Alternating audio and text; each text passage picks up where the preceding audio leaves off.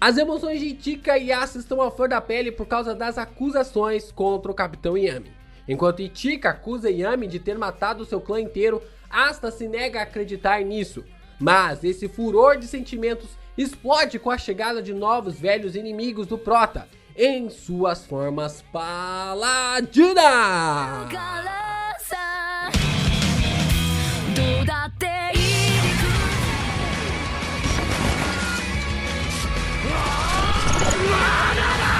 Yo, Geeks, aqui é o LP e vocês estão no canal do Geek Brasil. Fiquem ligados porque esse vídeo contém spoilers do capítulo 343 do mangá de Black Clover. Sim, pessoal, vamos aqui falar sobre esse capítulo, um capítulo cheio de emoção, um capítulo na qual está fúria de dois personagens em suas espadas, né? Eu acho que definitivamente dá pra resumir esse capítulo com a fúria de dois personagens em suas espadas. E o Ryu, né? O Ryu daquele jeito.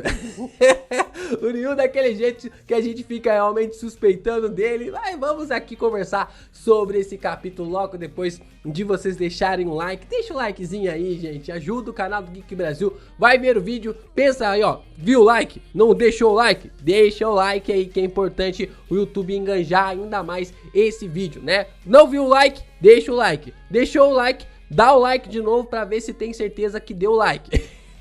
Compartilha esse vídeo com seus amigos também e se inscreva pra gente chegar aí na nossa meta de 100 mil inscritos até o final do ano. Vamos lá, né? O capítulo começa com Asta se afastando ali da Ichika, ativando o modo Black. Mas assim que a Ichika abre a mão, ela acaba usando sua magia e ela consegue puxar o Asta para perto de si.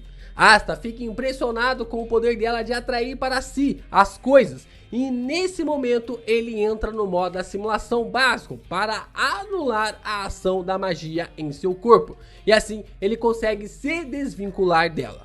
O Prota é quase acertado pela Ichika, mas consegue realmente sair do controle da maga e fugir da irmã do Capitão Yami. Ichika dá um ataque monstro no Asta que consegue defender. Ele consegue defender, mas manda ele com tudo para dentro da cachoeira. Asta sai de dentro das águas. Cara, esse quadro ele é fantástico. Eu tenho certeza que o Tabata desenhou esse quadro falando: isso aqui na animação vai ser lindo. Mas por favor, gente, caprichem na animação nessa cena quando isso surgir. Porque, velho, o Asta ele sai das águas, né, carregando a Zama, e você só vê o olho dele e a espada cortando a cachoeira e você fala: velho, vai vir agora o Zenten. E aí ele dispara, né? Ele dispara o Zenten, mas não consegue acertar a personagem. Só que consegue usar isso como distração. Asta acha que conseguiu pegar a Ichika no exato momento porque ela desvia para um lado, só que ela tá no ar, né? Como ela tá no ar, dificulta um pouco mais esse fator de conseguir desviar. Mas Ichika usa o Zenten para se esquivar bem a tempo do ataque ali da Zama. Ichika então coloca várias estrelas negras em volta dela, chamando elas de Kuroboshi, que é algo bem parecido com o Dark Moon do Yami. Só que nesse caso, Ichika chama suas esferas de estrelas negras. No caso ali, como nós sabemos, o próprio Yami chama de Lua Negra. Ela diz que seu Yojutsu é principalmente técnicas de corpo e espada.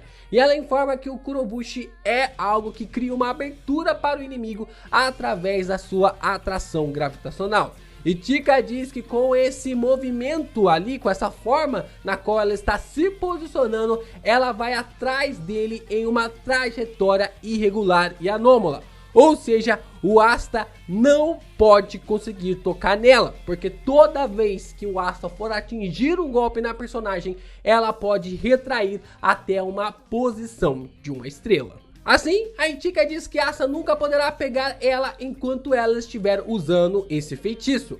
Asta então acaba chamando a sua terceira espada, chamando ali por Metsuma, e acaba com as Kuroboshis da Ichika em um piscar de olhos. Asta pensa que a magia é magia, não importa realmente o que aconteça, o que apareça ou com que se pareça, ele pode anular. E o que o problema mesmo é a força física da personagem que está em jogo.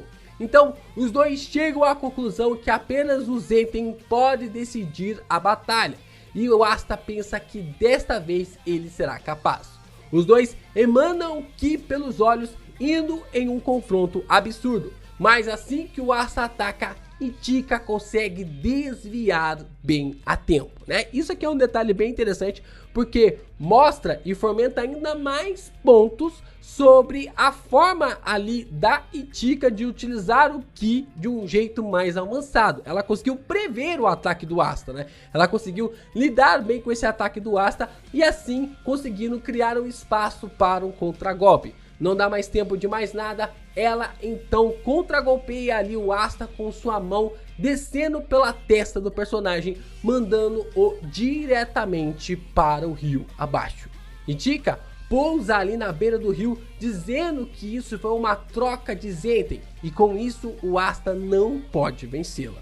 A irmã do Yami assume uma figura demoníaca e sombria, com sua sombra debochando da ideia do Asta estar em um posto como se fosse de um mago imperador, de um mago ali, de um rei mago, bem parecido com o que o Shogun é ali na Terra do Sol. E ela fala de que uma pessoa no nível do Asta não pode estar ali em um nível como o rei mago, não pode chegar ao nível de um rei mago se ele não pode derrotar ela. Ela diz que ele é uma pessoa sem determinação, sem convicção e alguém que não tem poder. Olha, ouvir isso de alguém, né? O Asta ouvir isso de alguém nessa altura do campeonato é como se uma faca, uma espada estivesse entrando no coração. Porque chamar o Asta de uma pessoa sem determinação, sendo que ele é o protagonista que mais determinação tem, sem convicção, tem alguns outros protagonistas aí que tem convicção juntamente com o Asta, mas ele, sem dúvidas, é um dos mais que tem convicção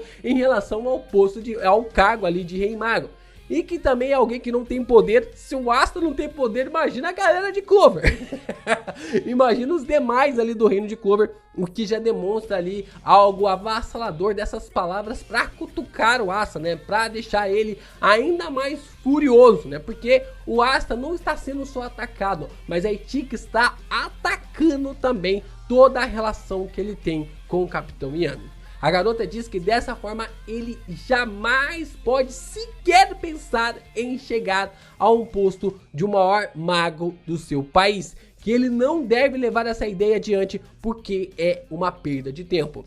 Asta então se levanta das águas, dizendo que pode sentir pelo que a sua raiva, né, a raiva da Itika transbordando tanto para com ele, tanto também ali para o Capitão Yami. E o Prota de pé diz que o que está em seu coração, de que o que está no coração da garota não reflete o que está em sua mente, com uma cara extremamente séria. O Asta ele vai também, lá, eu não vou devolver com a mesma moeda. Mano, eu amo o Asta, cara.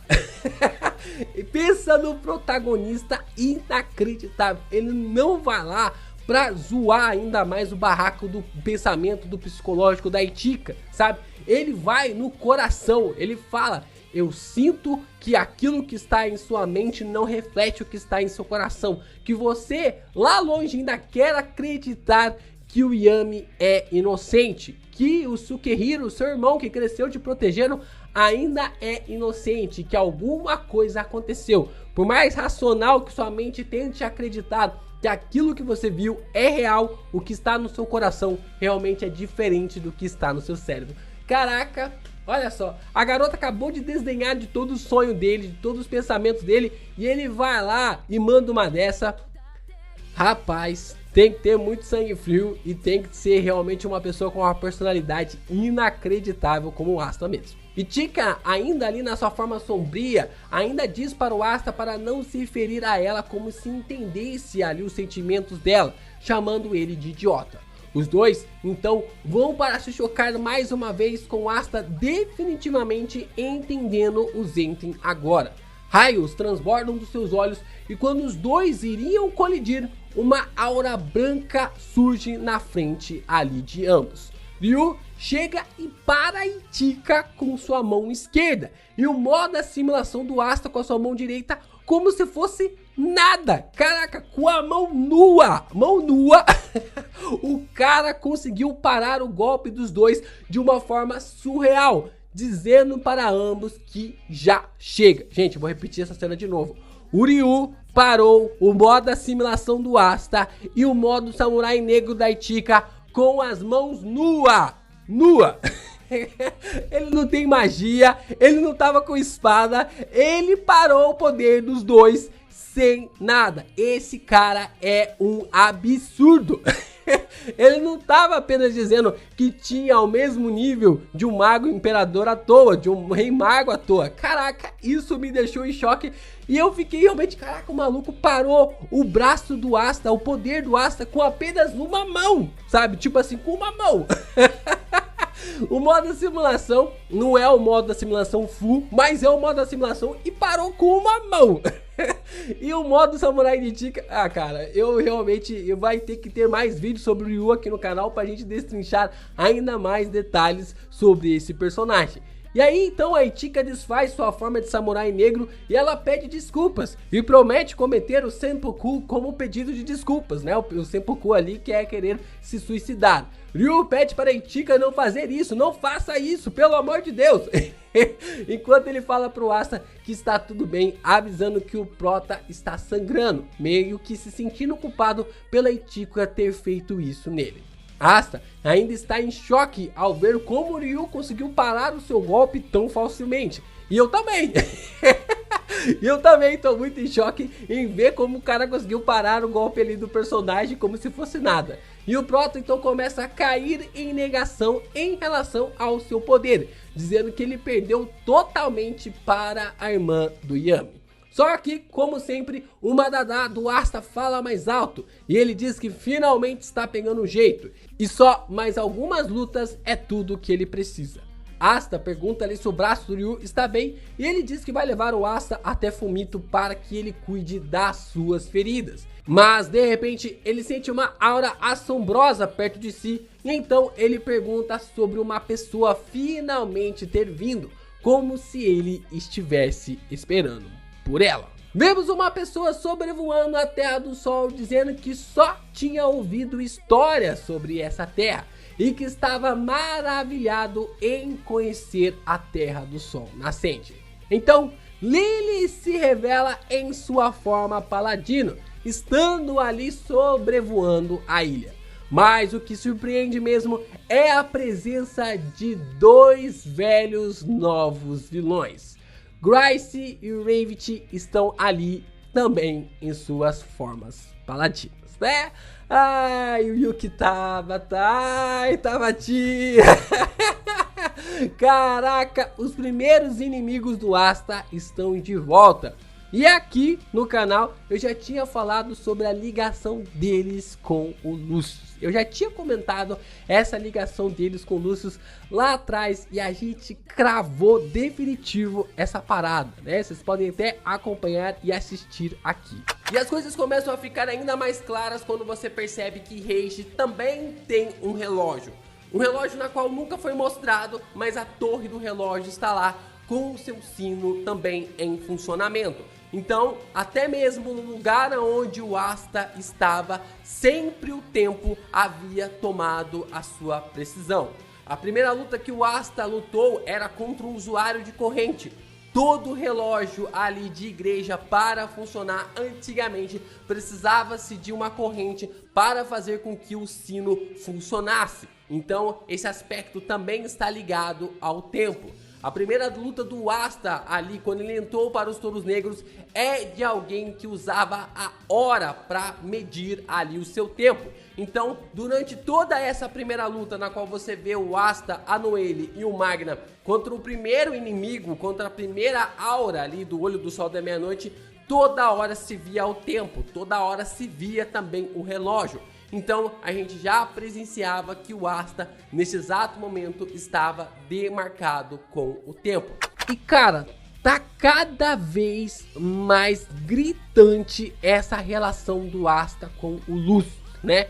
Por mais que o Tabata ele tenha feito a gente ir para outro caminho sobre a magia do tempo, tá cada vez mais concreto essa relação do Asta com essa magia. Eu não sei definitivamente se o Asta vai ter ali alguma relação com a magia do tempo ou se a anti-magia é uma definição, um contexto ali separado para isso. Eu ainda não sei, mas a gente tem essa visão e essa concepção relacionados aos pontos de que desde o começo da história o tempo está ligado com o Asta. Desde ali da forma do Asta ter sido criado em uma igreja que tem um relógio como símbolo principal. Toda igreja carrega um relógio como símbolo principal. Ter uma luta com Ravit que carrega correntes, e correntes são aquilo que levavam os relógios antigamente nas igrejas e também em outros pontos. E é claro, né, o Grice é aquele personagem com um tique toda hora com o tempo, sempre vendo o relógio, sempre vendo isso. Isso é algo importante para mostrar como o Tabata estava linkando tudo desde o começo. E que agora nós iremos ver mais detalhes sobre a relação desses personagens e a forma como que isso vai se prosseguir daqui pra frente. O mais interessante desse final é que eu acabei de lembrar que o Grice, ele estava morto, né? Então isso já levanta aí grandes questionamentos de que o próprio Lucius tem a capacidade de trazer as pessoas de volta à vida, né? E ele mesmo fala isso ali para o Zenon e também ali para o Dante e para a Vanica, de que os corpos imortais têm a capacidade de trazer as pessoas de volta à vida. E o Grice, como nós podemos ver lá no começo de Black Clover, ele desfaz a sua vida, ele acaba utilizando uma técnica de gelo e acaba se transformando em pó. E agora ele está de volta. Como assim? Como que o Lucius fez isso? Essa é a capacidade de que muitos novos personagens, até mesmo aqueles que já morreram, podem dar as caras no mangá. Olha o Morgan vindo aí. Sobe a mensagem do editor dizendo que os paladinos finalmente chegaram à Terra do Sol, fazendo com que a guerra chegasse no novo país. E assim o capítulo termina.